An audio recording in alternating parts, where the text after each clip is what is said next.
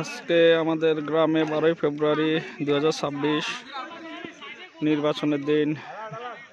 নির্বাচন শেষ।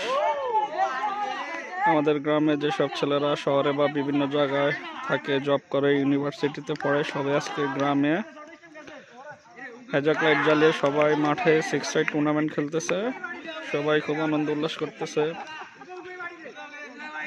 আসলে গ্রামে আসলে এরকম অনেক সুন্দর সুন্দর মুহূর্তগুলো অর্জন করা যায়।